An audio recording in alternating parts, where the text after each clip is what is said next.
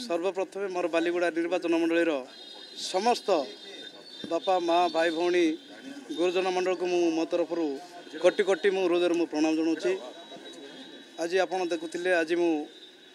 माननीय मुख्यमंत्री नवीन पट्टनायक मत द्वितीय थर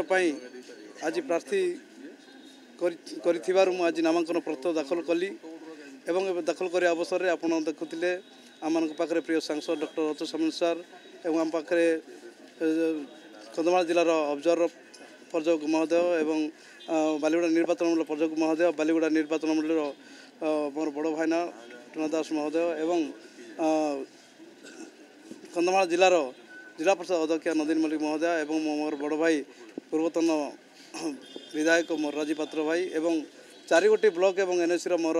समस्त विजु जनता दल सभापति माने एवं समस्त नेतृमंडली आज उपस्थित रही आज नामांकन दाखल समय मत सहयोग कर मो तरफ समस्त मु हृदय अभिनंदन जनाऊँगी एवं समस्त अनुरोध करी जे चलित निर्वाचन में मत समस्ते एवं मत एवं माननीय सांसद को 2 गोटी भोट दे आमको आशीर्वाद कर भावुँ समस्त मो तरफ अनुरोध करुच्ची समस्त नमस्कार। हाँ देखु आज आमर विजु जनता दलर माननीय मुख्यमंत्री श्रीयुक्त नवीन पट्टनायक जो विधायक आज रिपीट करते चक्रमणि कनक नामांकन पत्र आज दाखल है। आज 4टी ब्लॉक बालीगुड़ा एनएसी आपण मैंने गणमाध्यम गोटे ही जिन आज राज्यवासी ओडिशावासी आज कंधमाल समस्त देखा आज चाहूले देखिले आज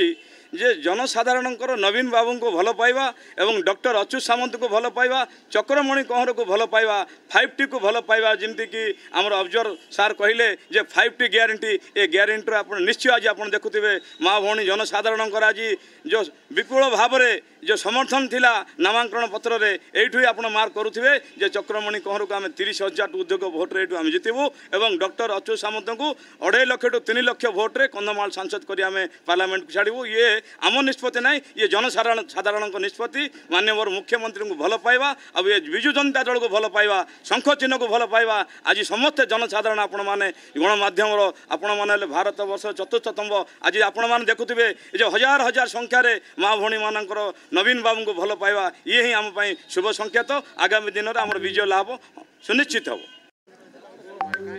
आपड़ जानी राज्य विजु जनता दल सभापति माननीय मुख्यमंत्री नवीन पट्टनायक तांके बालीगुड़ा निर्वाचन मंडली रे चक्रमणि को द्वितीय थर रूपे बीजेडी रु विधायक प्रार्थी रूपे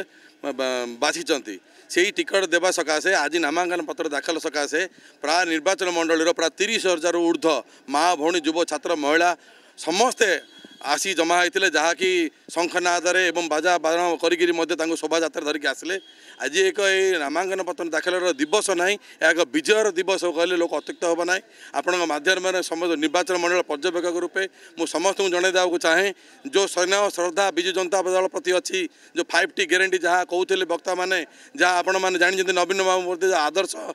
मुख्यमंत्री रूपे जो अनुप्राणित होती विजु जनता दल को भल पाई शंख चिन्ह को भल पाई से भाव में यही लोक जनसमावेश समुद्र पलटि जाइए। आपण मैंने देखिए आगामी दिन में आरथर 2019 मसीह जो 7,000 भोट्रे निर्वाचित करते लोक मैंने निर्वाचन मंडल में एवं देखिए 20,000 ऊर्ध्व भोट्रे निर्वाचित करेंगे। माननीय सांसद डॉक्टर अच्युत सामंत को